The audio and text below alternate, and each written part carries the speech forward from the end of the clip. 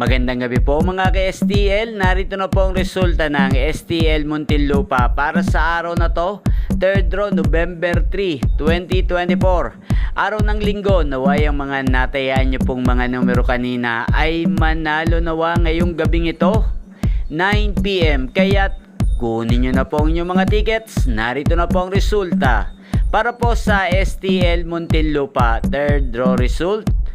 9 PM ang mga numerong nanalo, 3 at 24 in exact order sa lahat po ng tumaya kanina para sa 3rd draw ng 3 at 24. Congrats po sa inyo, panalo po kayo.